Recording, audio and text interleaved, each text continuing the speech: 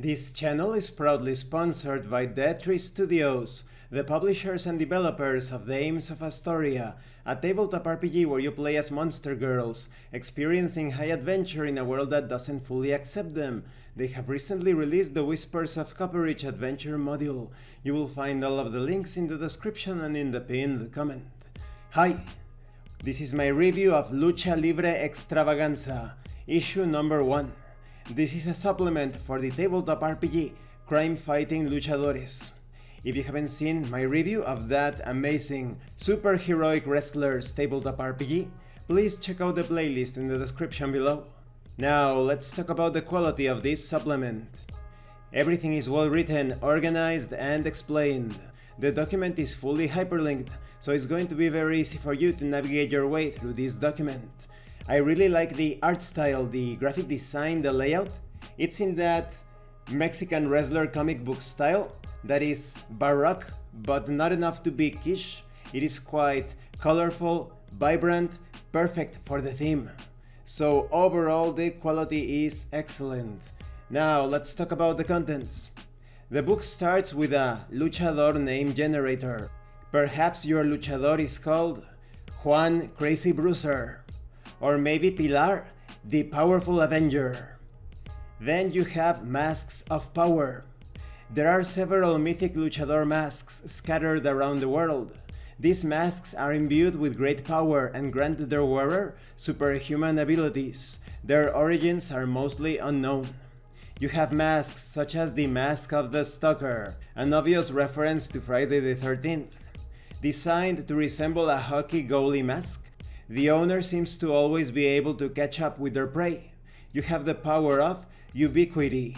Once per episode, the wearer automatically wins any race or pursuit in which they are involved, regardless of the distance that separates them. You also have the Mask of the Bat, all black with pointy ears. According to rumors, it used to belong to the world's greatest detective.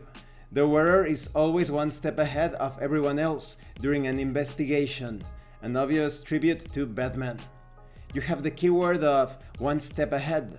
The wearer starts each episode with a clue in their possession. Unspent clues don't carry over from one episode to another. And there are many other masks, such as the Mask of Elena, the Mask of the Hunter, the Mask of the Saint. Now it says here the Mask of the Bujo or El Bujo. It should be the Búho. If it is a reference to an owl, it should be Búho with an H, not with a J. We also have mutations, 6 additional mutations that luchadores belonging to the beast archetype can choose or roll during character creation or when leveling up, such as gills. They allow the character to breathe underwater, and acid spit, which allows the player character to make an extra spit attack once per fight, dealing +1 damage and ignoring armor. You also have 6 additional psychic powers that luchadores belonging to the spook archetype can choose or roll during character creation or when leveling up. You have powers such as levitation. It grants the ability to slightly float above ground, about 2 feet high, for the remainder of the scene. Then you have mind reading. You can extract any information you want from a single target, as well as know without a doubt if they are lying or telling the truth. You also have new luchador archetypes, with non-player characters belonging to each archetype. One of the archetypes is the Cosmic Luchador. Gifted with the mystical third eye, the Cosmic Luchador is in tune with the invisible. You have features such as the Third Eye. Start each episode with a clue, plus you have advantage to dodge and stealth. You also have the Lucha Borg. The Lucha Borg was once a regular wrestler, until a tragic accident left them on the verge of death. Fortunately, someone in Muscle City specializes in salvaging broken luchadores by fusing them with robot parts. You have features such as Night Vision. It grants the ability to see in total darkness, as clearly as in broad daylight. This luchador archetype is quite unique. You actually do not heal normally, you have to replace your parts that come with certain perks and advantages. Then you have a complete map with a setting, Muscle City map. You have all of the information and details of the various locations within this map. You have new enemy types, such as the Teenage Caveman.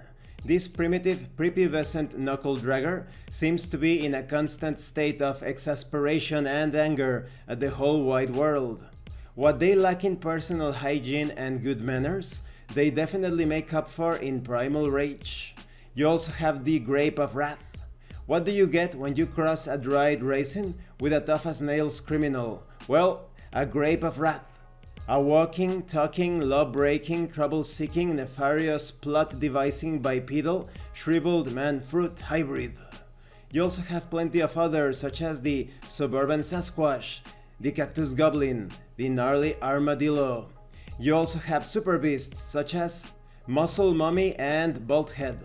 Muscle Mummy is a very muscular yet feminine luchadora. She looks extremely fierce.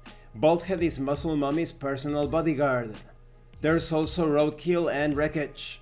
Roadkill and Wreckage are twin brothers that wrestle together under the name Junkyard Dogs. They have built their very own Thunderdome. And you have plenty of others such as Dr. Dagon, Astro Zombie. This supplement contains many non-player characters for your adventures and campaigns. Or campañas, perhaps I should say.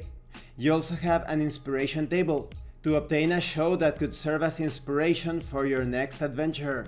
Perhaps you obtain the result of Dragon Ball Z, or maybe Super Friends. Now you have a complete adventure here, called Science Gone Bad. In order to avoid spoilers, I will tell you this. Something is going on at a local high school. Nobody knows what's happening because creatures from different places and times are messing things up, appearing in that high school, as if it were some sort of portal. This adventure, of course, requires plenty of investigation to know exactly what is going on, what is the cause of this time-space displacement. There are also going to be plenty of fights, and there are some horror moments, but because you are going to be role-playing as an awesome luchador, you are going to be headlocking and applying La Quebradora to all of the horrors that you face, so it's not going to be that scary. Rather, quite exciting. You have complete maps for the various sections of the adventure and a huge variety of enemies to face. So what do I think about Lucha Libre Extravaganza, issue number 1? This is a must-have for crime-fighting luchadores. It adds so much, or perhaps I should say that it brings so much to the ring. You have the Masks of Power, the new luchador archetypes, a complete adventure, non-player characters, lots of miscellaneous tables, so overall, this is not only a supplement, but an expansion and enhancement of the original game. So, my highest recommendation, get Lucha Libre Extravaganza, issue number 1. Thank you for watching this review, don't forget to leave a like, a comment and subscribe. And thank you so much to those of you that are going the extra mile to support the channel. If anyone else wishes to further support the channel through PayPal or Direct RPG, the information will be in the description and in the pinned comment.